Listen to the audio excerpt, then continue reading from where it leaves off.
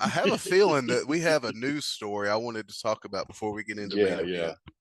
Hmm. And you and I texted a little bit offline because this is bothering me and it shouldn't bother. I mean, because it's not affecting my pay, it's not affecting my life in any way.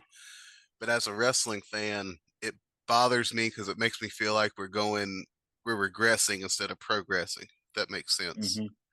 Hmm. For those of you that don't know, this is probably old news by the time you're seeing this.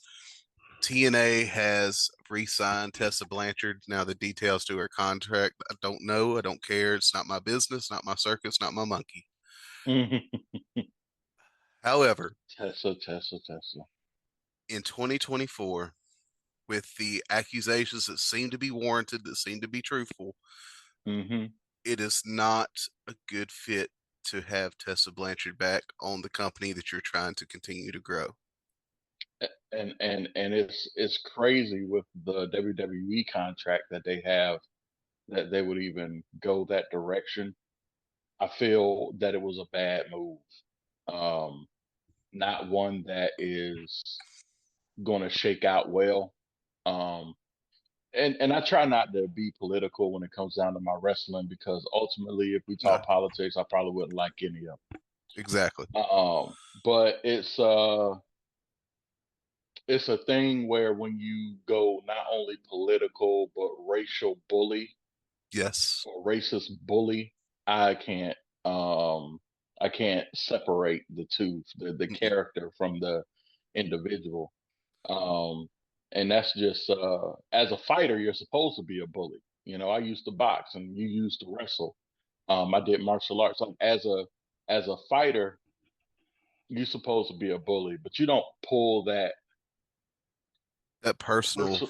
Yeah, yeah. Because whenever I especially fought anybody, it was never personal. It was kind no. of fun, but I you know, wrestled, I did taekwondo, and it was never personal. I wanted to try and bully. I wanted to try and control the match, control the tempo, hmm, but not bully. And especially when it comes to something somebody can't control, like race yeah, and something.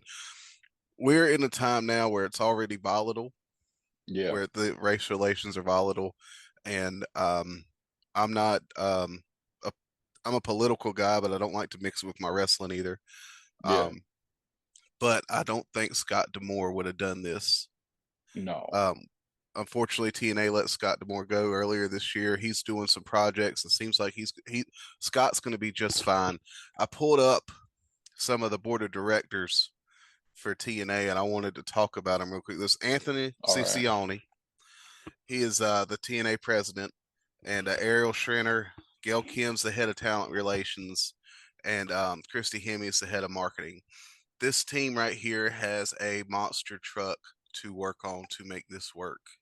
yeah, You and I are both business guys. You're more like the finance guy, more like business tactical, so to speak, I guess. yeah. But this is a dumpster fire to me, and I appreciate Moose backing the company that he works for, that he's a champion for, and he's a great world champion. But I appreciate Moose trying to step up and say, "Hey, Tessa, all Hmm. intents and purposes, everything to the side, she is arguably one of the best wrestlers, male, female, in the She is a world. phenomenal wrestler. She is amazing Phenomenal. in the ring. Yeah. Could take a punch However, from you. definitely, Yeah. but Chris Benoit was a great wrestler too, Yep. and we're not going to talk about him either. Mm-mm. So, and this obviously, I can't you can't compare the two what the two did, Yeah. considering the severity of Benoit's actions, but Hmm. there's no place in 2024 for this kind of behavior. And I believe in forgiveness and I believe in second chances. And I hope and pray that maybe Tessa has learned from her mistakes and Yeah. can somehow show that she is resentful or remorseful for what she did. I guess it's I, the best I way to go for it. I would love to see that. It doesn't make me want to follow TNA more though when she comes back. No. You know what I mean? It doesn't.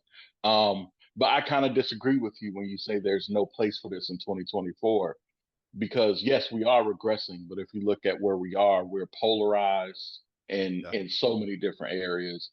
So many people feel more emboldened now to just be, for lack of a better term, trash about everything.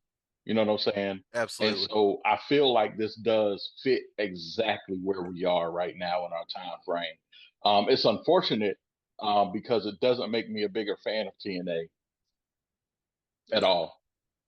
And I think the sad part is, Joe, and this, you know, just my thoughts too.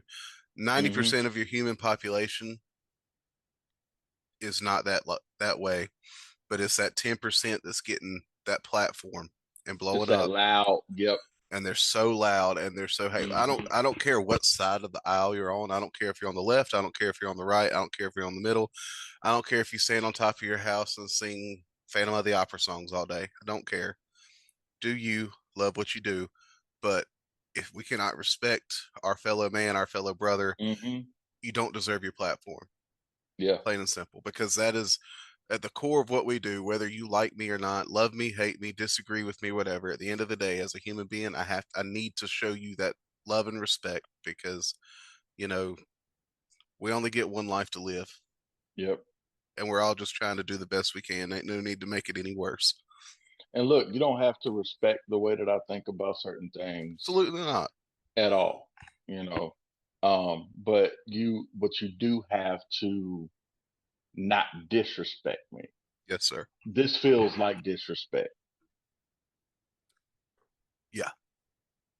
And I think I'm hoping, like I said, it's not making me want to watch TNA anymore. Now, don't get me wrong; they've been on a great trajectory this past couple Hmm. years. They've been doing so well, and this is the kind of This thing is, I'm trying to figure it out yeah, because they have this contract with WWE where it's like, they can matriculate some of those people into NXT and even into some of the main event Raw and SmackDown stuff and do some crossover. And then you have this great trajectory, like you were saying, over the past couple of years where the stories have been great. The wrestling has always been great, but the stories and the characters have definitely been lifted up. And then this happens and it just feels like a slap to the face. exactly. So we will Yeah. follow this story. I Yeah. can't tell you how many more times you and I are going to talk about it on this format.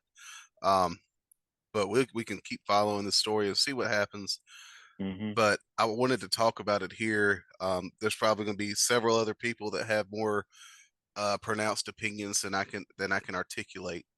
But Yeah. as somebody in as a wrestling fan in our universe that we all share, I just wish that we could do better by Yeah. for everybody because everybody deserves a place. And that's the beautiful thing about pro wrestling is there's something for everybody. If you like Hmm. somebody eating worms and wearing red face paint, we got it.